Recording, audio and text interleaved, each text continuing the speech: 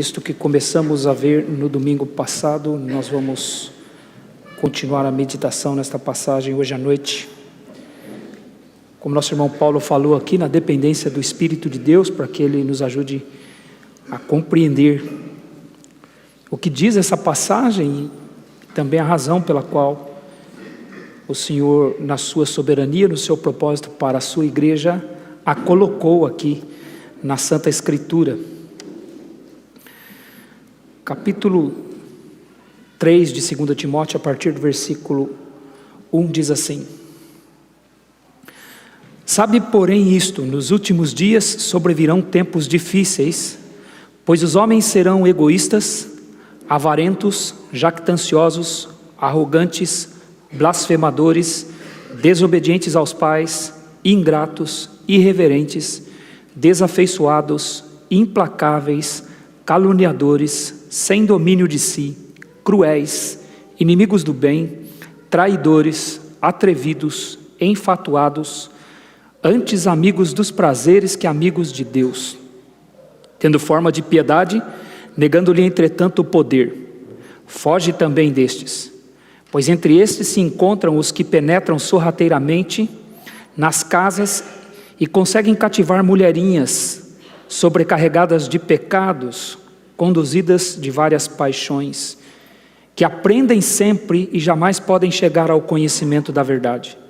E do modo porque Janes e Jambres resistiram a Moisés, também estes resistem à verdade. São homens de todo corrompidos na mente, réprobos quanto à fé. Eles todavia não irão avante, porque a sua insensatez será a todos evidente, como também aconteceu com a daqueles. Vamos orar, irmãos. Pai, nós queremos te agradecer, Senhor, mais uma vez, por termos esta oportunidade de nos voltarmos para a Tua Palavra, Senhor. E temos diante de nós agora, Senhor, o texto sagrado, Senhor, a Tua Santa Palavra aberta diante dos nossos olhos. Lemos, ó Pai, e reconhecemos, ó Pai, que foi a Tua vontade, Senhor, que nós estivéssemos aqui e tivéssemos esta oportunidade, Senhor, de meditar na Tua Palavra, num culto que é dedicado ao Senhor, onde o Senhor é a pessoa central, onde o Senhor recebe toda a honra, toda a glória, Senhor, onde o Senhor recebe a nossa gratidão pela salvação que o Senhor nos deu. E, ó Pai, que mais uma vez a porção da Tua Palavra, Senhor, possa falar ao coração dos Teus filhos, dando a eles, ó Pai, esperança, dando a eles o conforto, dando a eles a segurança, dando a eles as advertências que a Tua Palavra nos traz para o nosso bem, Senhor, até que o Senhor nos leve para a morada celestial, Senhor, quando então estaremos livres dos problemas, das lutas que cercam o Teu povo aqui neste mundo, Senhor. Nós oramos assim, Pai, agradecidos pela Tua Palavra, no nome de Jesus. Amém. Meus irmãos, a Palavra de Deus nos ensina que nós somos salvos pela graça de Deus. A graça de Deus é sua ação benevolente para com pecadores arrependidos. É por meio da graça que Deus propôs um meio pelo qual o pecador arrependido não seria condenado. A Bíblia nos diz que todos os seres humanos são culpados diante de Deus, perante o nosso Deus. Todos os seres humanos pecaram e carecem da glória de Deus, como diz Romanos capítulo 3, versículo 23. E a razão por que todo ser humano foi criado é justamente para dar glória a Deus. A vida consiste em dar glória a Deus. Quando Deus quer que nós demos glória a Ele, não é porque Deus Ele é cheio de si e Ele quer que as pessoas o sustentem no seu ego, adorando Ele e dando a Ele a glória que lhe é devida. Deus é tão bondoso, é tão gracioso que Ele quer que nós vivamos. E a vida é dar glória a Ele. Ele não precisa que demos glória a Ele para Ele viver. Ele é autoexistente, Ele não precisa disso. Nós é que precisamos dar glória a Ele para que nós vivamos. E esse é o propósito pelo qual Ele criou todos os seres humanos. pelo qual Ele nos criou a partir de Adão e Eva. Apocalipse capítulo 4, versículo 11 vai dizer que Deus é digno de receber toda a honra e toda a glória, porque pela sua palavra, pelo seu poder, Ele criou todas as coisas. Então tudo foi criado para a glória dEle. Então cada ser humano pecou. Cada ser humano que existiu desde Adão e Eva, e os que existem hoje, os que ainda existirão depois que nós não estivermos aqui, será um pecador diante de Deus. Pecam contra Deus. Por isso a Bíblia diz que todos são culpados. E porque cada ser humano pecou, a falta, a carência deles, a necessidade deles é dar glória a Deus. Por isso o texto diz: todos pecaram e carecem da glória de Deus. Eles não carecem receber glória de Deus, eles carecem dar a glória a Deus. A glória é de Deus. Então eles carecem dar glória a Deus. Essa é a carência de todo ser humano. Mas por que eles não dão glória a Deus? Porque pecam, todos pecaram e carecem. É necessário, há uma necessidade neles, que é dar glória a Deus. E assim todo ser humano é culpado perante Deus e digno de ser condenado. Mas Deus, sendo rico em misericórdia, por causa do grande amor com que nos amou, sendo cheio de graça, propôs um meio de nos livrar desta condenação. Ele enviou seu próprio Filho para que Ele habitasse entre nós, para que Ele fosse tentado em todas as coisas e permanecesse sem pecado. E assim então, o justo Filho de Deus foi condenado na cruz. O inocente, o perfeito, o homem Jesus recebeu a condenação no nosso lugar para que nós não fôssemos castigados. O castigo que nos traz a paz foi colocado sobre Ele naquela cruz. Ele recebeu a punição que nos pertencia. Ele recebeu a condenação que era nossa. Ele cancelou o escrito de dívida que era contra nós e nos era prejudicial, como diz Colossenses capítulo 2. Para que nós pudéssemos ser perdoados por Deus, então Deus, Ele condenou Jesus. Jesus assumiu a nossa culpa. Ele foi o nosso substituto. Deus colocou sobre Ele a nossa condenação. Esse foi a proposta de Deus com base na sua graça. E assim nós somos perdoados. Nós somos declarados justos. Agora, pois, já nenhuma condenação há para os que estão em Cristo Jesus. Isso significa, meus irmãos, que a graça de Deus é poderosa. Não há mais nenhuma condenação para os que estão em Cristo Jesus, porque a graça de Deus é infinitamente maior do que os nossos pecados. Ela é muito maior do que qualquer pecado que qualquer ser humano possa ter cometido. Então, ainda que todos pecaram e carecem da glória de Deus, eles podem ser perdoados por Deus, porque a graça de Deus é maior do que qualquer pecado que se possa ter cometido em toda a história da humanidade. Isso significa que foi obtida a vitória sobre os nossos pecados. Há uma vitória sobre os nossos pecados. E o que é essa vitória? Essa vitória é a graça de Deus. Por isso Romanos capítulo 8, a partir do versículo 31, vai dizer: agora, pois, nenhuma condenação há para os que estão em Cristo Jesus. Aquele que não poupou seu próprio Filho, antes por todos nós o entregou, porventura não dará juntamente com Ele todas as coisas? Quem intentará acusação contra os eleitos de Deus? É Deus quem os justifica. Quem os condenará? É Cristo Jesus quem morreu, ou antes quem ressuscitou, está à destra de Deus e intercede por nós. Quem nos separará do amor de Deus que está em Cristo Jesus? Será tribulação, será angústia, será fome, será nudez ou frio, espada? Pelo que diz, por amor de ti somos entregues à morte todo dia. Somos considerados como ovelhas para o matadouro. Mas em todas estas coisas somos mais que vencedores por meio daquele que nos amou. Então nós somos vitoriosos sobre o pecado. Nada poderá nos separar do amor de Deus que está em Cristo Jesus. A graça de Deus é infinitamente maior do que os nossos pecados. E essa passagem aqui de 2 Timóteo capítulo 3, versículos de 1 a 9, nos ensina que uma das grandes dificuldades da igreja seria encontrada por causa do amor que as pessoas têm por si mesmas. Todos nós que compreendemos o Evangelho do nosso Senhor Jesus Cristo, nos arrependemos dos nossos pecados, confessamos os nossos pecados, clamamos ao Senhor diante dEle por salvação, nós fomos perdoados, fomos salvos. Todos nós que compreendemos o Evangelho, recebemos isso do Senhor. Isso significa que nós não somos mais entregues ao amor que nós tínhamos por nós mesmos. Ou melhor, nós não somos mais entregues ao amor que nós temos por nós mesmos. Nós ainda nos amamos, mas a graça de Deus é maior do que isso. Ela é maior do que o amor que eu tenho por mim mesmo. Pela graça de Deus nós estamos livres desta peste destruidora que é o amor que nós temos por nós mesmos.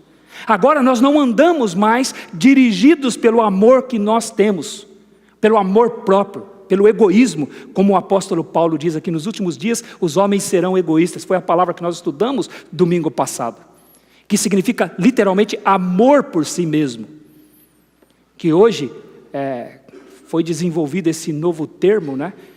Não é tão novo assim, ele já tem algumas décadas, né? Mas é muito popular: autoestima. As pessoas precisam ter autoestima, precisam amar a si mesmas. O que a Bíblia diz é que o amor a si mesmo é destruidor. Nós não andamos mais dirigidos por esta peste, que é o amor que nós temos por nós mesmos. Nós podemos lutar contra isso agora, porque nós estamos debaixo da graça, e a graça é maior do que qualquer pecado. Nós fomos perdoados pela graça. Então, ainda que lutemos duramente contra isso, nós temos obtido vitória pela graça de Deus. Em muitas situações, nós somos tentados a amar a nós mesmos, a viver para nós mesmos, a só pensarmos em nós mesmos, a só buscarmos o nosso próprio interesse. Você e eu sabemos disso. Em muitas situações nós padecemos esta tentação de só buscarmos os nossos próprios interesses.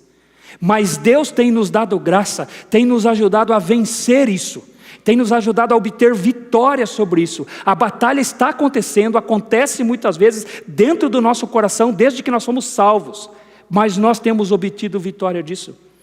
O fato de nós estarmos aqui hoje à noite, o fato de nós termos vindo até aqui para louvar a Deus, para agradecê-lo por nossa salvação, como o pastor Rubens disse hoje de manhã, a gente não vem aqui buscar uma bênção.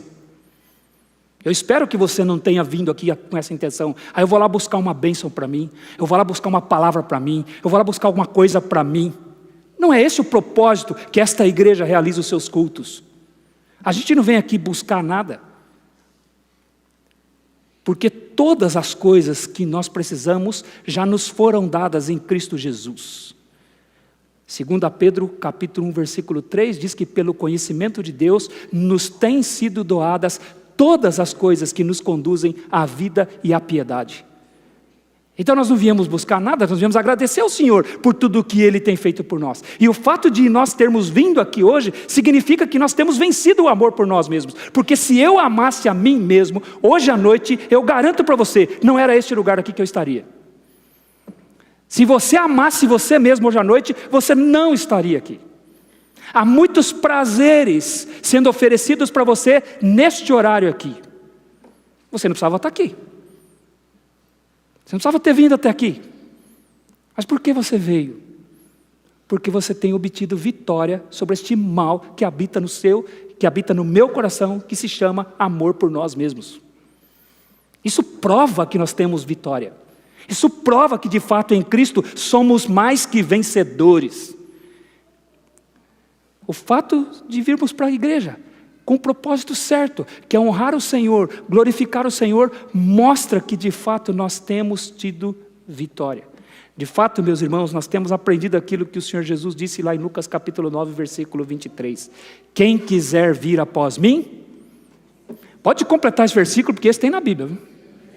A gente completa às vezes um monte de versículo que não tem na Bíblia, né? Quem quiser vir após mim, o que é negar a si mesmo? Sabe o que é negar a si mesmo? O verbo negar, a ideia é recusar-se a ter em companhia. Olha que interessante, Jesus disse: quem quiser vir após mim, recuse ter a si mesmo em sua companhia. Negue-se a si mesmo, não ame a si mesmo, não busque seus próprios interesses. E nós temos aprendido isso. Quem quiser vir após mim, negue-se a si mesmo. Não ame a si mesmo. E nós não somos dirigidos mais pelo amor que temos por nós mesmos. Aí o Senhor Jesus disse, antes tome a sua cruz dia a dia e siga-me. Isso é uma vida de negação do eu. Isso é uma vida de não amar a si mesmo. Então nós temos aprendido a negar a nós mesmos. E o nosso envolvimento com a igreja de Cristo Jesus é uma evidência disso. De que nós temos lutado contra os nossos próprios interesses. Então nós estamos livres desse poder destruidor que é o amor por si mesmo. No entanto, Deus, no seu propósito, Ele deseja que nós conheçamos o ser humano como ele é de fato. Ele quer que nós conheçamos o ser humano. Deus deseja que nós tenhamos um entendimento correto sobre quem é o ser humano. Eu disse domingo passado para os irmãos, que às vezes a gente olha o mundo assim com muito otimismo. A gente olha de uma forma muito otimista, porque a gente não conhece o ser humano.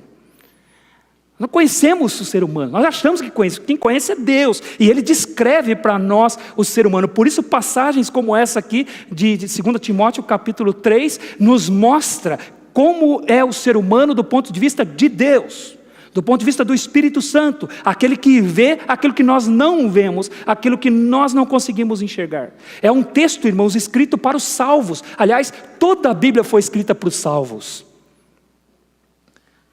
Só entende a Bíblia quem é salvo. Por isso que o Espírito Santo diz às igrejas. Quem lê, entenda. Ouça o que o Espírito diz às igrejas. A Bíblia foi escrita para salvos. Só salvos entendem. Então tem um texto aqui explicando, dizendo, revelando para nós o que é um ser humano. Porque Deus quer que o seu povo conheça quem é o ser humano. Paulo diz aqui que nos últimos dias haveriam tempos difíceis, porque os homens seriam egoístas.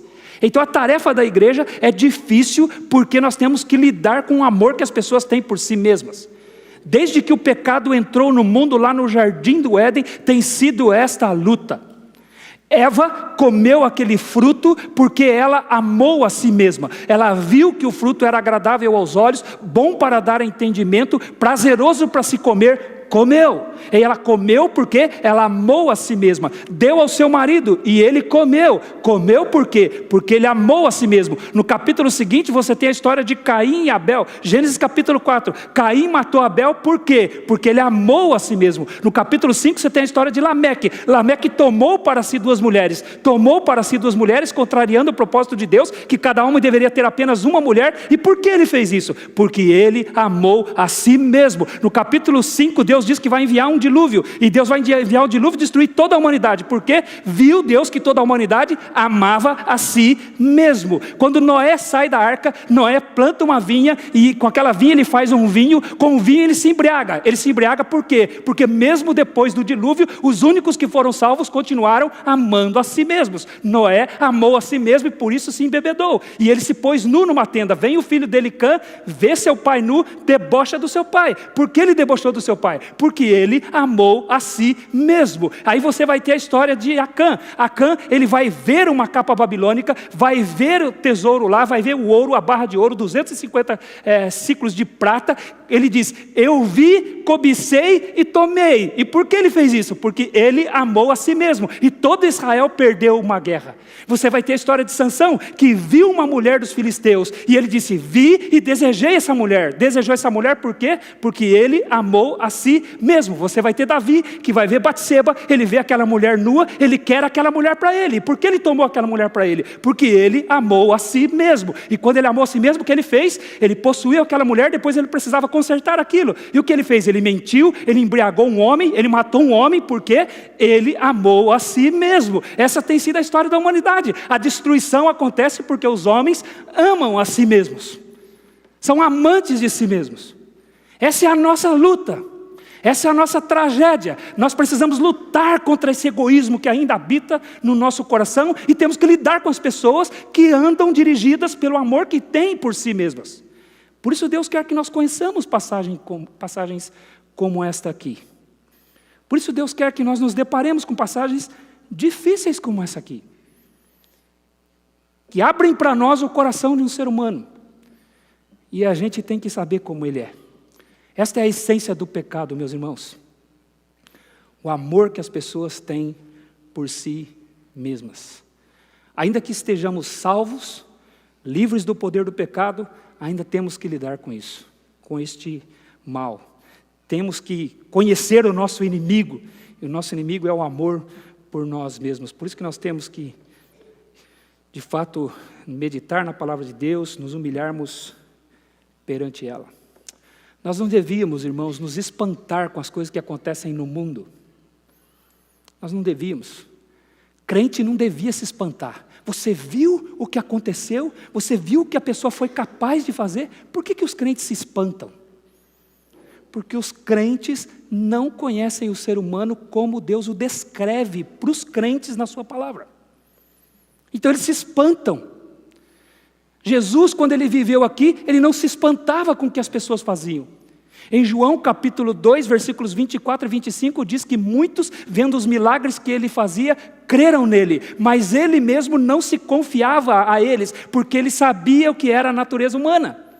Olha o que o texto diz, o próprio Jesus não se confiava àquelas pessoas que haviam crido nele, porque ele sabia o que era a natureza humana, então ele não se espantava com as pessoas. Quando ele foi traído, ele não se espantou. Aliás, tem situações na Bíblia que Jesus se espantou, você acredita? O Senhor Jesus se espantou. Sabe com o que Jesus se espantou? Quando ele via fé nas pessoas. Fé espantava Jesus. Maldade não, porque ele sabe o que é a natureza humana. Quando aquele centurião romano falou para ele, olha, o senhor não precisa entrar na minha casa para curar meu servo. Se o senhor disser com uma palavra, ele vai ser curado. Porque eu sou um homem sujeito às autoridades e tenho homens sob a minha autoridade. Se eu disser a este vai, ele vai. Se eu disser a este vem, ele vem. Se eu disser a este faz isso, ele faz. Aí Jesus, ouvindo isso, se espantou. O texto diz que Jesus admirou-se. E ele disse, nem mesmo em Israel eu vi uma fé como esta. Agora, quando as pessoas faziam o que é próprio do ser humano fazer, o Senhor Jesus não se espantou? Porque ele sabia o que era a natureza humana. Então Deus deseja que nós saibamos, irmãos, que como igreja, nós vamos nos deparar com tempos difíceis, até a volta dele para nos buscar. Até o arrebatamento da igreja, nós vamos nos deparar com tempos difíceis. E esses tempos serão difíceis por causa de seres humanos. Por causa do amor que as pessoas têm por si mesmas. Então, por causa do amor próprio, é que as coisas são do jeito que são. Agora, meus irmãos, o que decorre do amor próprio? O egoísmo, ele está encabeçando essa lista aqui, a gente viu isso domingo passado, né? Não é por coincidência.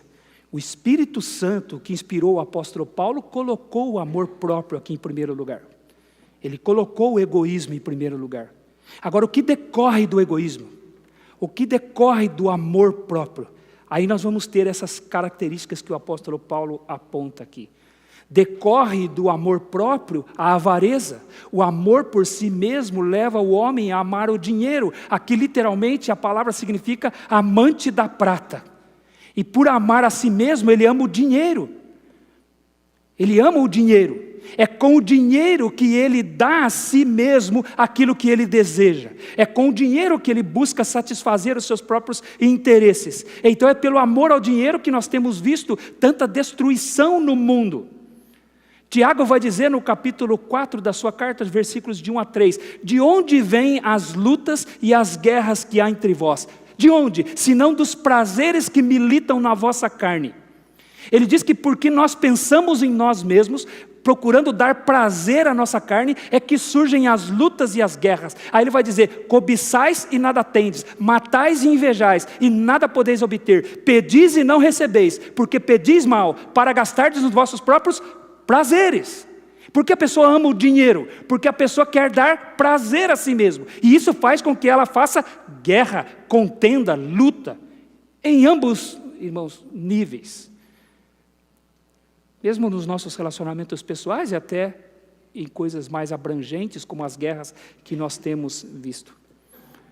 Então, quando nós contemplamos, irmãos, o que tem acontecido com a educação das crianças, quando eu vejo o que estão fazendo com as crianças, sabe a razão? É porque as pessoas amam a si mesmas e amam o dinheiro. E quem está pagando um preço alto por causa disso são as crianças. Porque nós precisamos ter tempo para ganhar dinheiro, e mais dinheiro, e mais dinheiro, e as crianças nos atrapalham. As crianças atrapalham. E então elas são colocadas de lado porque nós precisamos ter tempo pelo dinheiro. Porque com o dinheiro nós podemos dar a nós mesmos aquilo que o nosso amor por nós mesmos exige. Então a avareza, ela é destruidora. A crise política que nós vivemos, a corrupção, a criminalidade, a indústria do sexo, segunda indústria que mais movimenta dinheiro no mundo, qual é a razão dela? O resultado, irmãos, é o amor ao dinheiro. O amor ao dinheiro. E não é sem motivo que esta é o adjetivo que o apóstolo Paulo usa seguido do egoísmo. Não é sem motivo que está aqui em segundo lugar. Depois ele vai dizer que os homens são jactanciosos, o orgulho de si mesmo. Ele vai dizer que os homens são avarentos, jactanciosos. Essa característica se refere à autoexaltação. São pessoas que adoram a si mesmas, servem a si mesmas, se colocam como heróis. Essa é a característica. São pessoas que exaltam seus feitos, exaltam suas habilidades. Na verdade, elas adoram ver seus nomes em destaque. Você está vendo como a gente tem jactância? Mas eu me lembro quando a gente casou, então a gente vai no cartório, né? E aí vai o casamento no cartório, e aí o cartório vai publicar no jornal que a gente casou. Aí o que a gente fez? Comprou o jornal, recortou, porque o nosso nome apareceu no jornal. Então recortou, está guardado até hoje lá o... Tem um monte de gente rindo aqui, você guardou também, né? Então, o aviso do cartório no jornal, a gente guarda porque é o meu nome. Sabe o que eu acho engraçado? A gente vai tirar foto assim na igreja, né? Ah, não, eu não gosto de tirar foto, eu não gosto de sair em foto. Não, eu não. Não, vem cá, vamos sair na foto, vem cá. Aí a gente insiste, a pessoa vem. Aí quando ela vai ver a foto, qual é a primeira pessoa que ela procura na foto? Quem que ela procura? Ela vai, deixa eu ver como é que eu saí. Ué, mas você não disse que não gosta de tirar foto? Por que você é a primeira pessoa? Aí chega o mês de aniversário, vai entregar o boletim da igreja, qual o primeiro nome que ela procura lá? E ai da secretária da igreja se esqueceu de pôr o nome dela. Ai, essa jactância aqui, irmãos, ela revela isso. Nós gostamos de ver o nosso nome, gostamos de ver a nossa foto, gostamos de ver a gente aparecendo. É uma luta para nós. Isso decorre do quê? Do amor que nós temos por nós mesmos. Aí o apóstolo Paulo diz que, além disso, as pessoas são arrogantes. Isso refere, irmãos, ao ato de se exaltar acima dos outros, de rebaixar os outros. A jactância mostra o orgulho para todos. A arrogância é o desprezo dos outros, é desprezar outras pessoas. A pessoa até parece humilde, ela até se posta com uma certa humildade, mas o propósito dela dentro do seu coração é exaltar-se a si mesma acima dos outros. Então ele busca ser exaltado, ele busca estar acima dos outros. Isso é como aqueles homens que Jesus disse em Mateus capítulo 23, que quando entravam na sinagoga, a sinagoga era um lugar parecido com a igreja. Havia uns bancos assim, e geralmente quem se sentava à frente eram os mais importantes. Então eles gostavam de ocupar os primeiros lugares nas sinagogas. Nos banquetes eles gostavam de estar em lugares de destaque. E eles gostavam de, ao andar pela rua, ouvirem as pessoas tratarem eles pelo título que eles tinham. Eles gostavam de ser tratados de mestres. Eles gostavam de ser tratados de guias. Eles gostavam de ser tratados de pai. Então eles gostavam dessa pompa que as pessoas davam a eles por causa da sua arrogância. Eles eram arrogantes. E eles praticavam suas esmolas, suas orações, suas visitas, mas no fundo, isso parecia piedade. Isso parecia santidade. Mas no fundo, Jesus diz, eles são arrogantes. Eles rebaixam os outros. Parece até ser humildade, mas despreza os outros. É semelhante àquele fariseu que Jesus diz em Lucas capítulo 18, versículos de 9 a 14. Quando ele diz que 2 homens subiram ao templo para orar, e um orava de si para si mesmo, e desprezava os outros.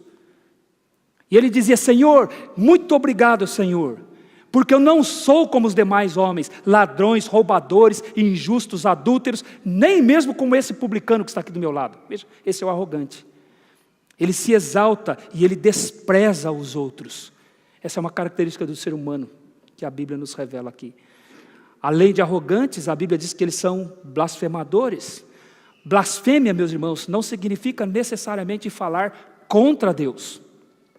A blasfêmia aqui, ela significa difamar, falar mal das pessoas.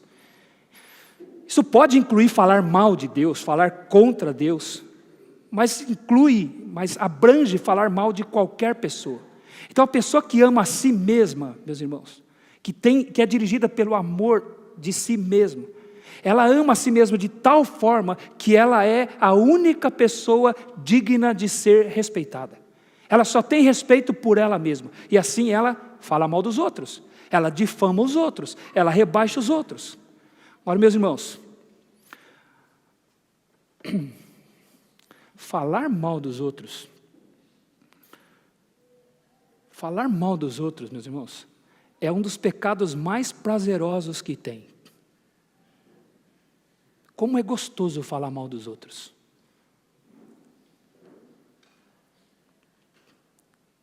Por que você acha que a indústria da fofoca faz tanto sucesso? Por que você acha que esses programas de TV que falam da vida dos outros fazem tanto sucesso? A própria imprensa, irmãos, em muitos aspectos, se vale disso. Em nome de dar a notícia, em nome de manter as pessoas informadas, em nome de cumprir o seu nobre trabalho, o que muito se faz é falar mal de outras pessoas, denegrir outras pessoas. E isso dá prazer ao ser humano. A gente acha que isso é muito feio, não é? Pastor, isso é uma imagem muito feia do ser humano. Mas por que a gente se pega falando mal dos outros? Por que a gente se pega falando do pecado dos outros? Dê corda para você ver. Introduza uma terceira pessoa numa conversa. E vê onde isso vai. Porque dá prazer, irmãos. Nosso coração é tão terrível, que dá prazer em falar mal dos outros. Em blasfemar. Esse é o ser humano descrito na palavra de Deus. Até mesmo nós, irmãos, na ansiedade de combater o falso ensino, na ansiedade de combater os falsos pregadores, na ansiedade de combater os falsos mestres, nós nos pegamos falando mal deles, nos pegamos blasfemando contra eles, mas com o rótulo de que estamos defendendo a doutrina. Isso é um risco que eu corro, que nós corremos. Com rótulo, com a intenção, com o propósito, com a aparência de defender a sã doutrina. Sabe o que nós estamos fazendo muitas vezes? Blasfemando contra pessoas. Escondendo isso atrás de uma suposta defesa do Evangelho. Defesa da doutrina. E às vezes nós nos pegamos falando mal dos outros. Então o pecado de blasfêmia, irmãos, por mais horrível que possa parecer essa imagem diante de nós, é muito prazeroso. Ele encontra facilmente lugar no nosso coração. Facilmente. Então, o apóstolo Paulo diz também que uma das características dos homens nos últimos dias que a igreja tem que lidar com é a blasfêmia. A seguir ele diz desobediência aos pais. Por que os filhos não obedecem aos pais? Meus irmãos, não é uma questão de temperamento. Não é uma questão de gênio, já ouviu aquilo, mas esse menino é genioso. Esse menino é de opinião. Ele tem opinião. Não é isso, irmãos. Como muitos afirmam. Filhos não obedecem os pais porque amam a si mesmos. E porque eles amam a si mesmos, eles não se submetem à autoridade dos pais. E o que contribui, irmãos, para que a igreja passe por tempos difíceis é a desobediência aos pais. Deus está nos dizendo aqui que a época da igreja seria marcada pela desobediência aos pais. O mal vem, irmãos, O mal vem para desestabilizar a família. Esse é o problema do mal. Ele vem para desestabilizar a família. A família é uma célula de sustentação da sociedade. Deus baseou tudo na família, tanto que a família foi criada antes da igreja. E ainda que haja gente idolatrando a família aí, o fato de pessoas fazerem isso não anula o fato de que Deus estabeleceu a base social na família. Então o mal, o pecado, o amor por si mesmo, ele vem destruindo tudo. E o que ele causa? Ele leva à desobediência aos pais. E o que nós temos assistido hoje é o esvaziamento da autoridade dos pais. Nós temos assistido, contemplado isso, que os pais têm perdido a autoridade. E aqui no texto, irmãos, ele não está somente dizendo que os filhos são desobedientes aos pais. Filhos sempre foram desobedientes, não é verdade? O que a gente viu aqui a respeito dos últimos dias? Os últimos dias começaram quando Jesus veio a este mundo. Quando ele nasceu, os últimos dias tiveram um início. Como diz Hebreus capítulo 1, versículos 1 e 2. Havendo Deus outrora falado aos pais pelos profetas, nestes últimos dias, nos falou pelo Filho. Então os últimos dias, eles começam quando o Filho vem, quando Jesus veio. E ele vai terminar quando? Quando Jesus vier arrebatar a igreja. Esses são os últimos dias. Então os últimos dias são justamente o período em que a igreja está aqui na terra, em que ela está presente aqui na terra. A igreja começou quando Jesus veio, e vai ser arrebatada quando o Senhor Jesus vier nas nuvens, tirar a igreja daqui. Então, o que ele está dizendo é que os últimos dias seriam marcados pela desobediência aos pais. Mas o fato é que filhos sempre desobedeceram aos pais. Basta ler Provérbios. A estultícia está ligada ao coração da criança, não é? Então, desde o Antigo Testamento, a Bíblia nos fala que filhos desobedecem aos pais. Em Deuteronômio capítulo 21, pasme você se você nunca leu esse texto. Mas havia uma lei lá, que se o filho fosse repreendido pelo pai e pela mãe, e ele não desse ouvidos ao pai e à mãe, o pai e a mãe teriam que pegar ele pela mão, levar aos principais da cidade, aos sacerdotes de Israel, e iam ter que dizer para ele: esse nosso filho é contumaz e rebelde, nós o repreendemos, mas ele não nos ouve, e ele se tornou um beberrão. E aí o que ia ser feito com esse filho? Os sacerdotes iam colocar ele para fora da cidade e iam apedrejá-lo até que ele morresse. Então, filhos sempre desobedeceram os pais. Por isso que tem mandamentos no Antigo Testamento. Não é só para a época da igreja. Aqui, meus irmãos, significa mais do que filhos que desobedecem aos pais. O que esse texto aqui está nos dizendo é que a igreja teria que lidar com a exaltação da desobediência. E o que nós vemos hoje? A desobediência sendo exaltada. A desobediência aos pais hoje é cantada. A desobediência aos pais hoje é motivada, é encorajada. É uma marca da nossa cultura a desobediência aos pais. Veja os programas que os seus filhos assistem. Veja os programas que fazem mais sucesso no público juvenil. 12, 13, 14 anos. Veja o que esse programa faz. Irmãos, na sua maioria, para não dizer 100%, porque eu não assisti todos, né? Mas na sua maioria, os pais são ridicularizados. Os espertos são os filhos. Os pais são bobos, os pais não têm sabedoria, os pais não fazem nada certo, são ridicularizados. Isso faz o quê? Na mente das crianças. Eu estou fazendo sensacionalismo aqui, hein, pessoal? Não estou fazendo sensacionalismo aqui, não. Não, o pastor proibiu a gente de assistir o programa. Não, você, pai, é responsável pelo que seu filho vê na televisão. Você, pai, vai dar conta para Deus. Não é responsabilidade da igreja. É sua responsabilidade. Mas o que esses programas fazem na mente das crianças? Ridicularizam os pais. Eu não vi um programa, irmãos, que mostre um filho respeitando o pai. Eles fazem piada com os pais, eles expõem o pai ao ridículo. É isso que ele está dizendo aqui. A igreja tem que lidar com isso, com a exaltação da desobediência aos pais.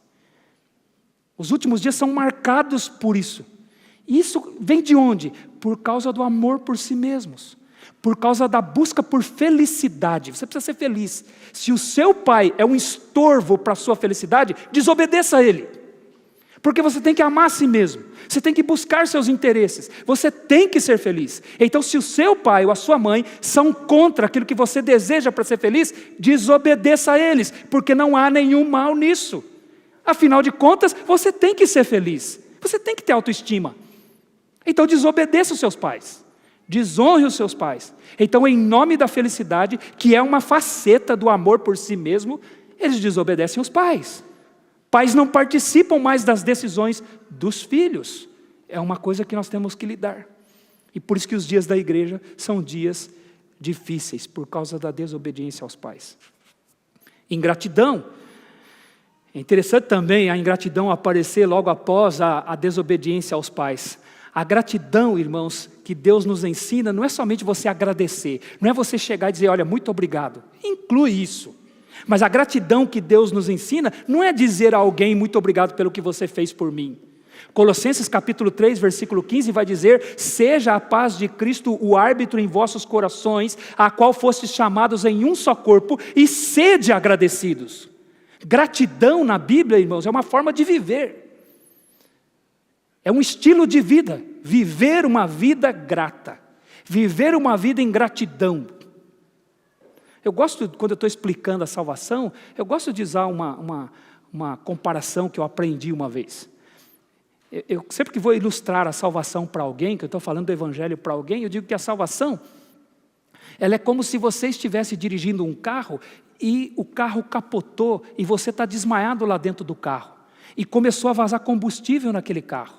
E o motor daquele carro está fervendo, então aquele carro está a ponto de explodir. E aí vem alguém e vê você naquela situação, desmaiado lá dentro do carro, o carro vai pegar fogo e você não vai conseguir se salvar, porque você está desmaiado lá dentro, você nada pode fazer por si mesmo. E essa pessoa vem, arrasta você para fora do carro. E põe você num lugar seguro. E quando essa pessoa põe você num lugar seguro, o carro explode. Aí você acorda. E aí você diz, o que aconteceu? A pessoa diz, você estava lá dentro daquele carro. Estava? Estava. Mas quem me tirou de lá? Foi eu. O que você vai fazer com essa pessoa?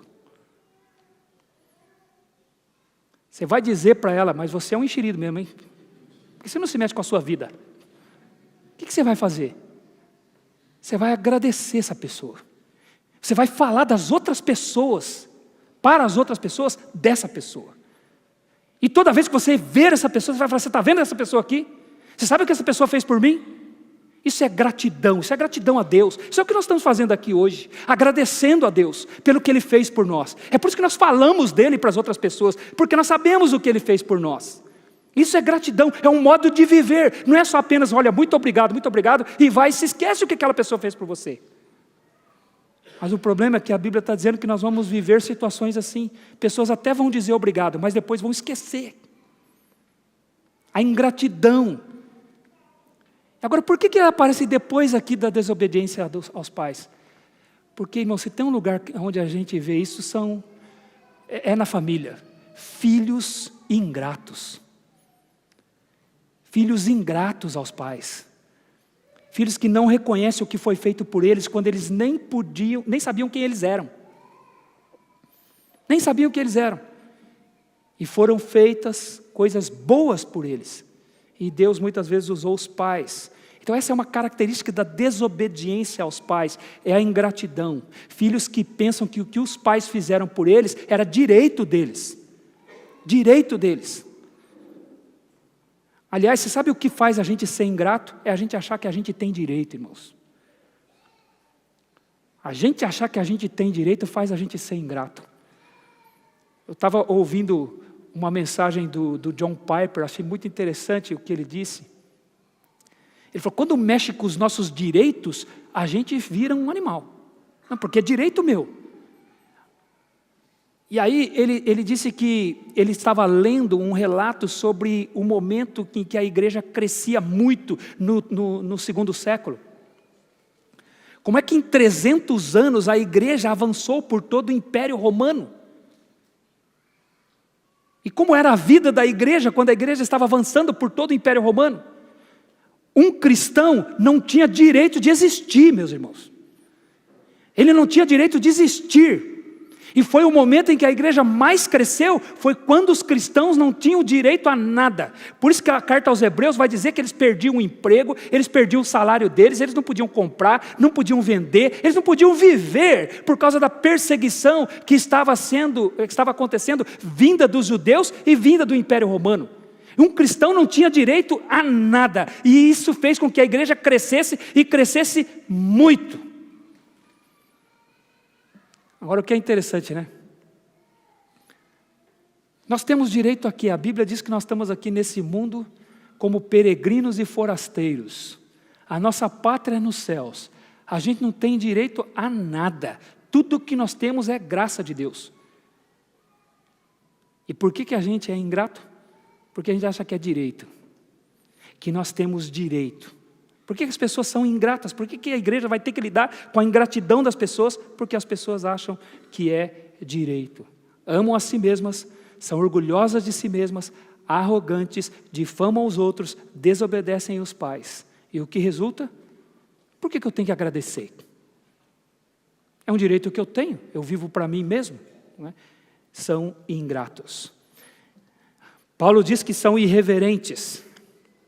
Irmãos, essa característica aqui, irreverência, ela não se refere somente à irreverência a Deus também. Essa palavra aqui, ela fala que uma pessoa, por amor a si mesma, ela quebra os padrões. É isso que significa irreverência. É uma pessoa que quebra os padrões estabelecidos. Ela não respeita as outras pessoas que estão à sua volta. Ela simplesmente faz o que ela deseja fazer. Ela quer fazer, ela faz, independente do senso comum. O pastor Rubens citou isso na aula hoje de manhã. Pessoas que não andam não é andam indecentes, não andam em decência. Aqui, irreverente significa uma pessoa que sai do padrão de decência. Ela quebra os padrões, ela rompe com os padrões, por isso ela é irreverente. E isso, irmão, se ilustra na forma de se comportar, se ilustra na forma de se vestir, se ilustra na forma indecente para com o senso da maioria. O que a maioria acha decente, ela faz questão de quebrar. E não é isso que nós temos assistido? Por que nós nos importamos com a forma como nós nos vestimos para vir para o culto? Por que nós nos importamos com a forma como nós cuidamos do nosso corpo, o que nós fazemos com o nosso corpo? Por que nós levamos isso a sério? Não é, irmãos, porque nós somos tradicionais. Não é porque a gente é tradicional, a gente quer preservar a tradição. Não, é porque o Espírito de Deus tem nos levado a ter um padrão decente. E o que é um padrão decente? É um padrão que não rompe com os padrões normais, decentes, discretos. É isso que significa. Quando uma pessoa chama muito atenção por sua forma de se vestir, ou o que ela faz com o seu corpo, quando ela chama atenção, ela está sendo irreverente, ela está quebrando o padrão. A forma como nós nos falamos, por que cuidamos do nosso vocabulário? Por que nós preservamos um bom vocabulário? Porque nós queremos andar em reverência, reverência a Deus e reverência às outras pessoas.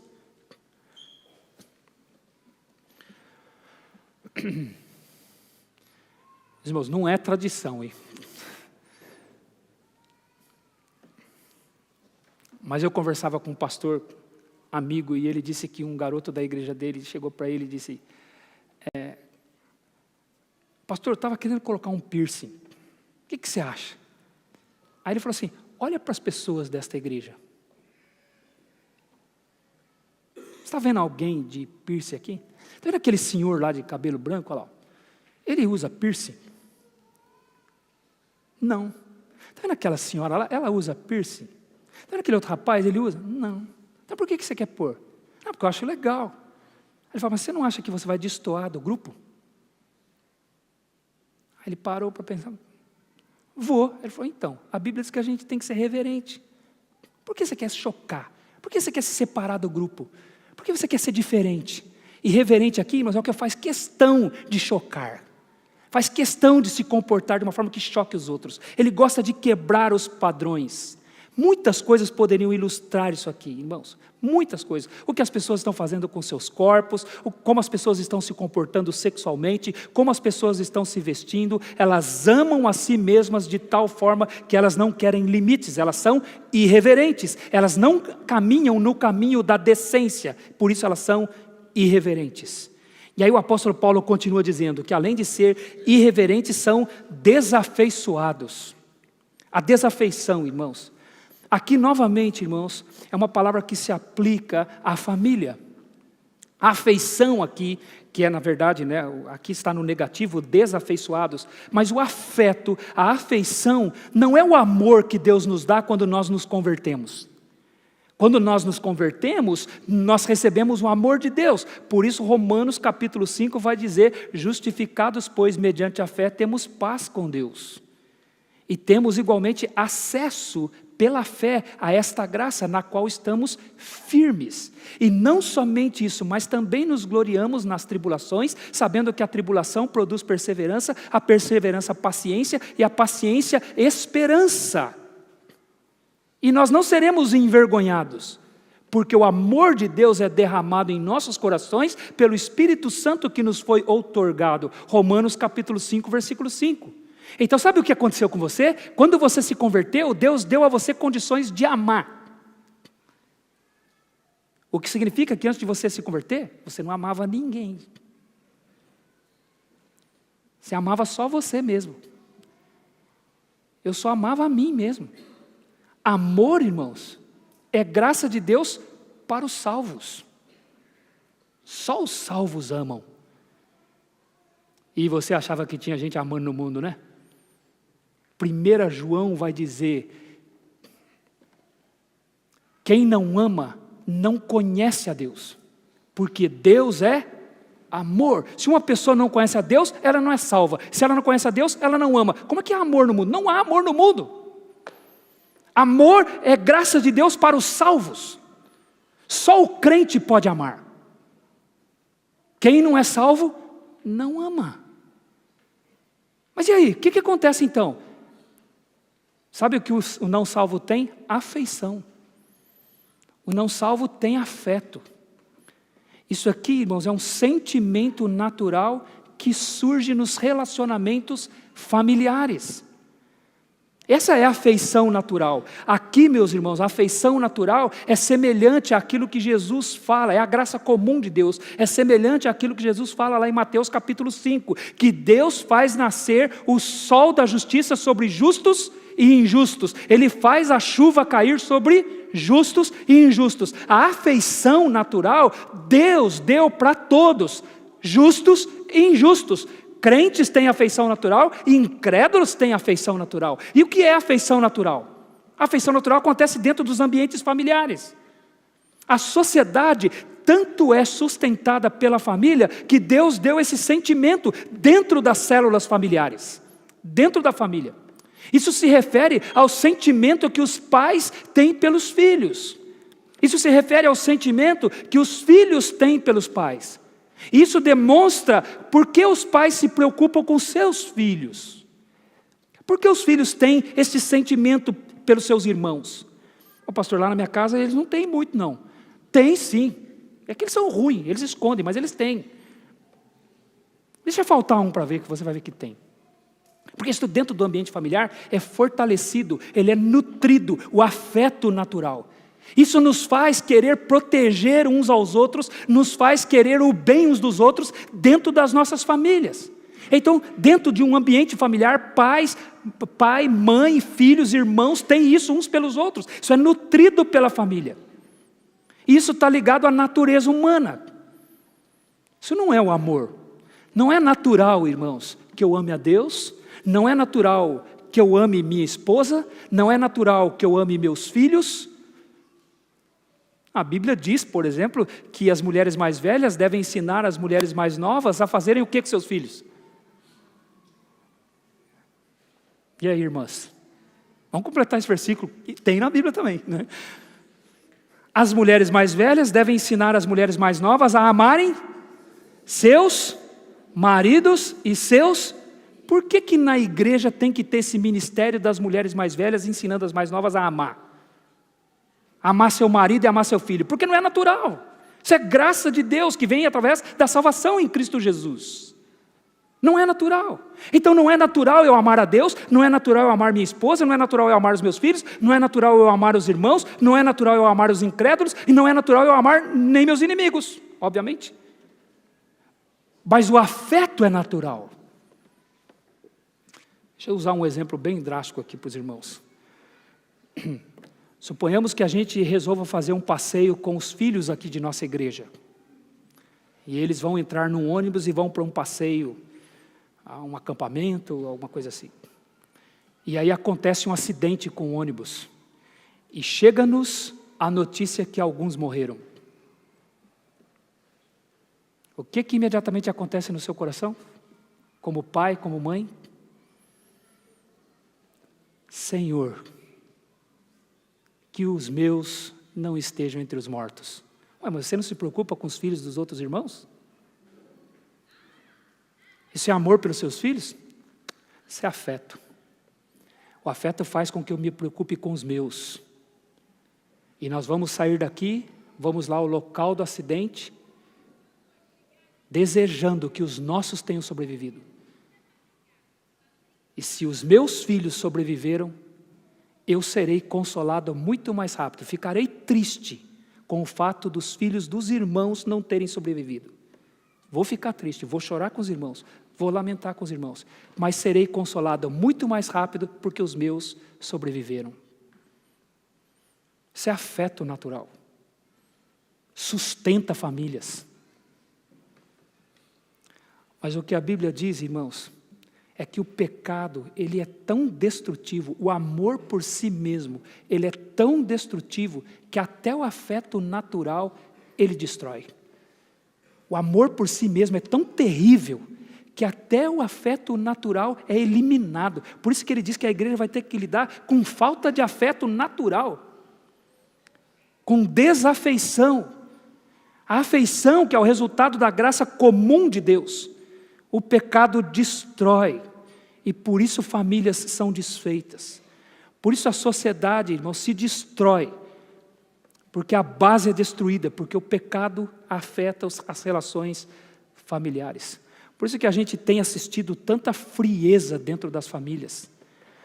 Pessoas, meus irmãos, que amam tanto a si mesmas, que não se importam nem com o sofrimento dos seus familiares. Filhos que fazem o que querem, fazem o que desejam e só pensam em si mesmos e não se preocupam com o sofrimento dos pais.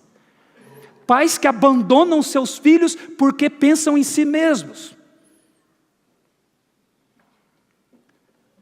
O que nós vemos filhos sofrendo pela separação dos pais. E por que isso acontece? Por causa do amor por si mesmo, que afeta até a afeição natural. É por isso que nós defendemos, irmãos, os princípios da família. Por isso que nós defendemos a família, defendemos a liderança dos pais, a liderança amorosa dos maridos na condução dos seus lares. Nós defendemos isso. Por isso que nós defendemos a submissão das esposas. Por isso que nós defendemos a educação dos filhos na disciplina e admoestação do Senhor. É por isso que nós defendemos a obediência aos pais, porque nós sabemos que o pecado destrói até o afeto natural. Até o afeto natural. Deus deseja a sustentação da família. Quer ver um exemplo de que o afeto natural está na sociedade? Outro dia eu li uma reportagem de um homem que estava cometendo um assalto, e quando ele viu que ia ser preso, ele fez uma pessoa refém. E ele ficou com aquela pessoa sob a sua arma. E não havia meios de tirar aquele homem daquela situação. O que fizeram? Chamaram a mãe dele. E quando a mãe chegou, a mãe convenceu ele a se entregar. Foi a mãe, não teve policial, não teve atirador de elite, não teve psicólogo, não teve ninguém que convencesse aquele homem a sair e deixar aquele refém vivo. Sabe quem conseguiu? A mãe. Você sabe o que é isso? É afeto natural. Mas o pecado destrói. Até isso, o pecado destrói. Portanto, meus irmãos, esse é o ser humano, né? Esse é o ser humano. É feio, né? Agora, irmãos, é duro para mim, mas eu li isso e falo, Senhor, esse sou eu. Esse sou eu, Senhor. Olha o que o Senhor fez por mim. Olha a transformação que o Senhor está operando na minha vida. Olha a graça do Senhor como é maior que o meu pecado, porque isso aqui me descreve. Isso aqui descreve minha natureza. Descreve quem sou eu. Que graça que o Senhor tem, que é maior que o meu pecar, como diz o hino. Que graça que o Senhor tem sobre as nossas vidas, porque é isso que o Senhor faz, nos livrar disso e nos ensinar que somos assim e nos ensinar que temos que lidar com pessoas assim. Esses somos nós, irmãos. Eu não sei se você aguenta, mas domingo que vem nós vamos continuar aqui. Domingo que vem é ceia, né? No outro domingo. Nós vamos continuar descrevendo os seres humanos como a Bíblia nos descreve. Porque Deus quer que nós saibamos disso. Deus quer que nós reconheçamos isso. Sabe por quê, irmãos? Porque Ele quer que nós entendamos também o tamanho do amor dEle. O tamanho da graça dEle. O tamanho do perdão dEle, que salva pessoas assim. Que vai colocar pessoas assim no céu. Vai levar pessoas assim. Para serem puras, perfeitas, como Ele é. Santo como Ele é. Esse é o nosso Deus. Domingo que vem nós vamos continuar nessa passagem. Vamos orar? Vamos